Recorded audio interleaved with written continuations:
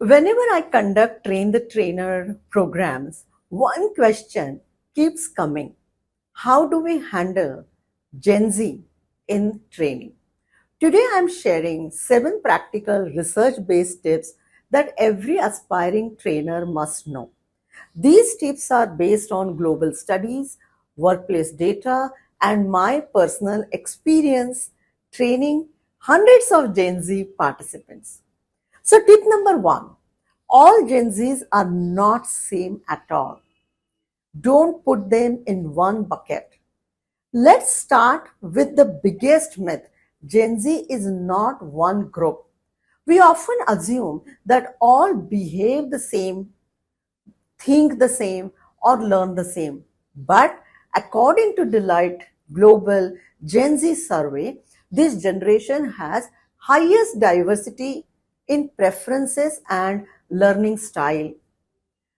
Some are analytical, some are creative, some are quiet, some may ask you many questions. So, if you want to train them effectively, don't design your sessions with a one size fit all mindset. Tip 2, Gen Z actually love training, and which is the most important part. This is surprising insight. According to LinkedIn Workplace Learning Report, 76% of Gen Z say they are excited to learn new skills and they prefer structured training. So if you show them value quickly, they will be most enthusiastic group in the room. Tip 3, they expect high level of inclusion. Gen Z is the most inclusive generation ever. A McKinsey study says Gen Z prioritize identity, belonging, and psychological safety more than any previous generation. So, very important, do not pass any bias, stereotype comments or give them examples.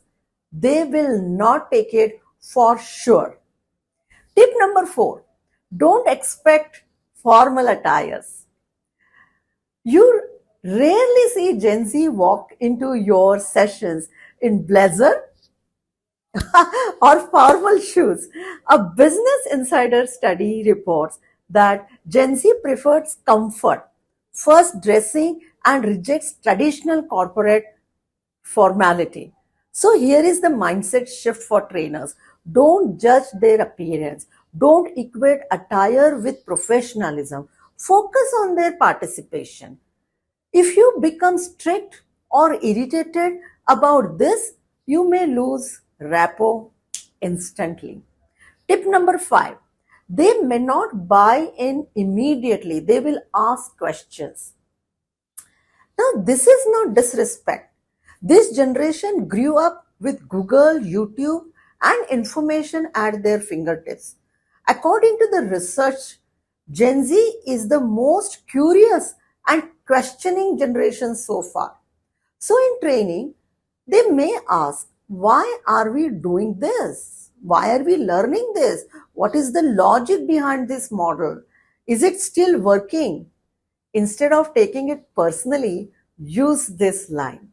Great question. Let's explore that together. This makes them feel valued and the room stays positive. Tip number 6, no theory, no heavy sessions. If there is one guaranteed way to lose Gen Z, it's long theory slides. The Stanford study on attention span shows Gen Z switched off the content and they become passive. So keep your PPTs light. Your session should be extremely active. Last but not the least, keep the sitting open and not formal. Training room setup matters more than we think. Gen Z learns better in collaborative, informal environments. A hardware learning lab shows that circular sitting, cluster, or open layout increases the participation by 54%. So avoid rigid classroom kind of a setup. Very important is Now, at the time of conclusion, I would like to mention, so here is the truth. Gen Z is not difficult. They are different. If you understand these 7 tips, your session will not only engage them, but also inspire them. To all the future trainers, this is the time for you to learn and master modern training deliveries or the training techniques.